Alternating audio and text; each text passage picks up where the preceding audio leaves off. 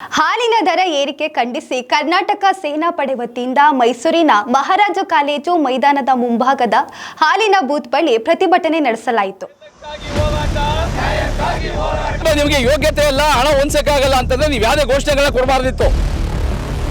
ಸುಳ್ಳು ಮುಗಿಗೆ ತುಪ್ಪ ಸಾವಿರ ಕೆಲಸ ಇದು. ಹಿಂದೆ ಕೊಟ್ಟಿರ್ತಕ್ಕಂಥ ಕೊಡಬೇಕಾದಂತ 700 ಕೋಟಿನೇ ಕೊಡದೇ ಇದ್ದವರು ಇವಾಗ ಎಲ್ಲಿಂದ ಕೊಡ್ತಾರೆ ಅವರು?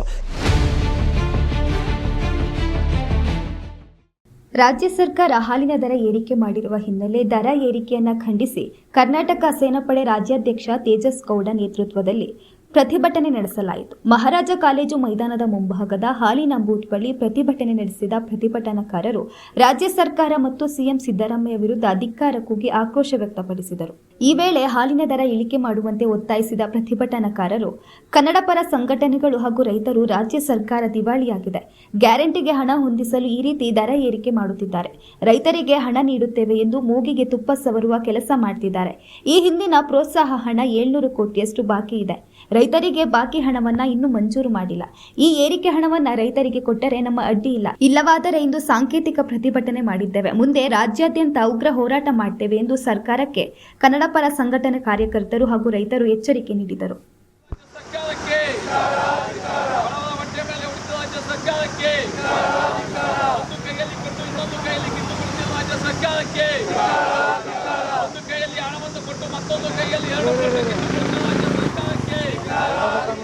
ಮನೆ ಯಜಮಾನಿಗಳ ಬೆಲೆ ಏರಿಕೆಯನ್ನು ಮಾಡಿದ ರಾಜ್ಯ ಸರ್ಕಾರಕ್ಕೆ, ಹೊಟ್ಟೆ ಮೇಲೆ ಉಳಿದ ರಾಜ್ಯ ಸರ್ಕಾರಕ್ಕೆ, ಹೊಟ್ಟೆ ಮೇಲೆ ಉಳಿದ ರಾಜ್ಯ ಸರ್ಕಾರಕ್ಕೆ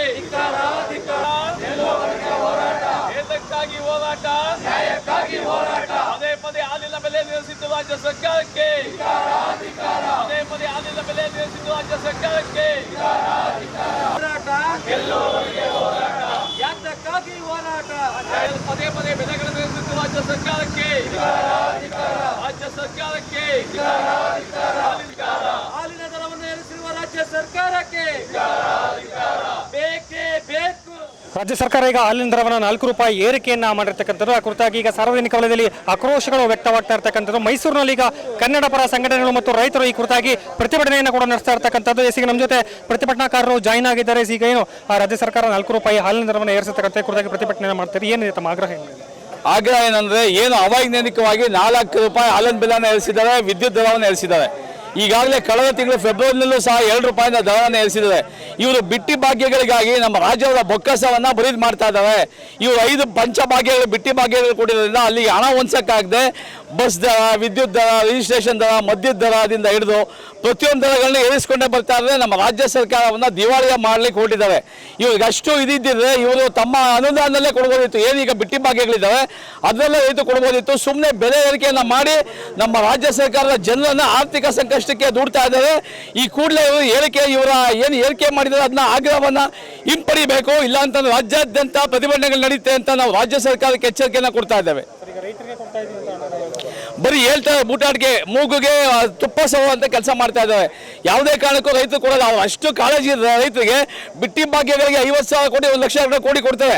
ಅದರಲ್ಲೇ 1 ರೂಪಾಯಿ ಕೊಡಿ ರೈತರಿಗೆ. ನೀವು ಅನುದಾನನ ಇದೇ ದುಡ್ಡು ಹಾಕ್ಬೇಕಿತ್ತ? ನಿಮಗೆ ಬೆಲೆ ಏರಿಕೆ ಮಾಡಕ್ಕೆ ಕೊಡ್ಬೇಕಾ? ನೀವು ಬಿಟ್ಟಿ ಭಾಗ್ಯಗಳ ಘೋಷಣೆ ಮಾಡಿದ್ರೆ ಹಾಗಾದ್ರೆ ನೀವು ಬಿಟ್ಟಿ ನಿಮಗೆ ಯೋಗ್ಯತೆ ಇಲ್ಲ, ಹಣ ಹೊಂದಕ್ಕಾಗಲ್ಲ ಅಂತಂದ್ರೆ ನೀವು ಯಾವುದೇ ಘೋಷಣೆಗಳನ್ನ ಕೊಡಬಾರ್ದಿತ್ತು ಅಂತ ನಾವು ಇವರಿಗೆ ಬರೀ ಸುಳ್ಳು 4 ರೂಪಾಯಿ ಹೆಚ್ಚಿಸ್ಕೊಂಡು ಬಿಟ್ಟಿ ಭಾಗ್ಯಗಳಿಗೆ, KSRTCಗೆ, ಗೃಹಲಕ್ಷ್ಮಿ ಯೋಜನೆಗಳಿಗೆ, ಗೃಹ ಜ್ಯೋತಿಗಳಿಗೆ ಕೊಡ್ತಾ ಇದ್ದಾರೆ ಅಷ್ಟೇ ಹೊರತು ಯಾವುದೇ ಕಾರಣಕ್ಕೂ ರೈತರು ಕೊಡ್ತಿಲ್ಲ ಅಂತ ನಾವು ಆಗ್ರಹ ಮಾಡ್ತಾ ಇದ್ದೀವಿ. ಅವರಿಗೆ ಈಗಾಗಲೇ ಕನ್ನಡ ಪರ ಸಂಘಟನೆಗಳಲ್ಲದೆ ಈಗ ರೈತರು ಕೂಡ ನಮ್ಮ ಜೊತೆ ಈಗ ಪ್ರತಿಭಟನೆಯಲ್ಲಿ ಈಗ ಏನು ಭಾಗಿಯಾಗಿರ್ತಕ್ಕಂಥ ಸಂಘಟನೆಗಳ ಜೊತೆ ರೈತರು ಈಗ ಹಾಲಿನ ದರ ಏರಿಕೆ ಕೊಡ್ತಾ ತಾವೇನು ಹೇಳ್ತಾರೆ? ಹಾಲಿನ ದರ ಏರಿಕೆ ಒಂದು ಉದಾಹರಣೆ ಅಷ್ಟೇ. ಅವ್ರಿಗೆ ಸರ್ಕಾರ ಬೊಕ್ಕಸ ಬರಿದಾಗಿದೆ, ಬಿಟ್ಟಿ ಭಾಗ್ಯಗಳಿಗಾಗಿ ಬರಿದಾಗಿ ನಿಂತಿದೆ.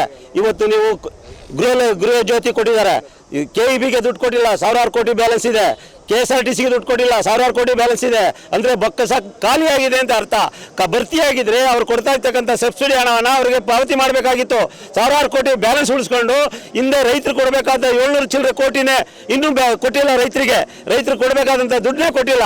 ಎಲ್ಲಿಂದ ಕೊಡ್ತಾರೆ ಇವರು ಸರ್ಕಾರ ನಡೆಸೋಕ್ಕೆ ದುಡ್ಡಿಲ್ಲ ಇರೋದ್ರಿಂದ ಸಿಕ್ಕ ಕಡೆ ಎಲ್ಲ ಕಡೆ ಟ್ಯಾಕ್ಸ್ ಹಾಕ್ತಾ ಇದ್ದಾರೆ ಹೊರತು ಇವ್ರು ಯಾವ ಸಾಮಾನ್ಯ ಜನರನ್ನು ಉದ್ಧಾರ ಮಾಡಲಿಕ್ಕಲ್ಲ.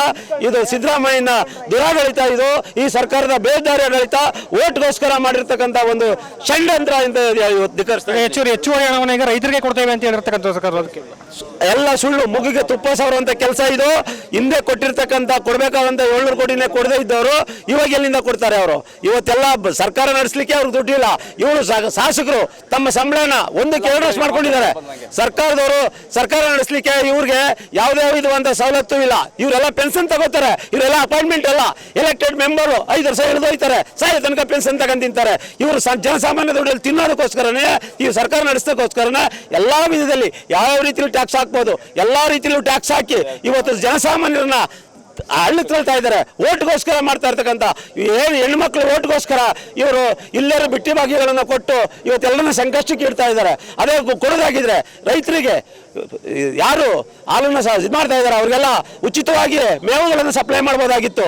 ಅವ್ರಿಗೆಲ್ಲ ಈಗ ಒಂದು ವೇಳೆ ರೈತರಿಗೆ ಹೆಚ್ಚುವರಿ ಹಣವನ್ನು ಕೊಟ್ಟರೆ ತಾವು ಒಪ್ಪೋತೀರಾ? ರೈತರಿಗೆ 4 ರೂಪಾಯಿನ ರೈತರಿಗೆ ಕೊಡೋದಾದ್ರೆ ನಾವು ಖಂಡಿತ ಒಪ್ಕೋತೀವಿ. ಪ್ರತಿ ತಿಂಗಳು ಪಾಸ್ ಆಗಬೇಕು ಬಿಲ್ಲು. ಇಲ್ಲ ಅಂದ್ರೆ ಹೋದ ವರ್ಷ ಇದನ್ನೇ 7,000 ಕೋಟಿ ಉಳಿಸ್ಕೊಂಡು 700 ಕೋಟಿ ಉಳಿಸ್ಕೊಂಡಿದ್ದಾರೆ. ಇವ್ರ ಮೇಲೆ ನಂಬಿಕೆ ಇಲ್ಲ, ನಮಗೆ ಯಾವುದೂ ನಂಬಿಕೆ ಇಲ್ಲ. ಇವು ಕೊಡ್ತಾ ಇರ್ತಕ್ಕಂಥ ಬಿಟ್ಟಿ ಭಾಗ್ಯಗಳೇ ಟೈಮ್ ಸರಿಯಾಗಿ ಬರ್ತಾ ಇಲ್ಲ ಅಂದ್ರೆ ಸರ್ಕಾರದಲ್ಲಿ ದುಡ್ಡಿಲ್ಲ ಅನ್ನೋದು ಸಾಬೀತಾಗ್ತಾ ಇದೆ ಅಂತ ನಮಗೆ ಈ ರಾಜ್ಯದಲ್ಲಿ ಹೇಳಲಿಕ್ಕೆ ಇಷ್ಟಪಡ್ತಾ ಇದ್ದೀನಿ. Thank you. ಎಸ್, ಇದಾಗಿತ್ತು ಕನ್ನಡ ಪರ ಸಂಘಟನೆಯ ಹೋರಾಟಗಾರರು ಮತ್ತು ರೈತರ ಮಾತುಗಳಾಗಿತ್ತು. ಎಸ್, ಕ್ಯಾಮ್ರಾ ಪರ್ಸನ್ ನಂದೀಶ್ ಜೊತೆ ಲೋಕೇಶ್, ಪಬ್ಲಿಕ್ ವಾಯ್ಸ್, ಮೈಸೂರು.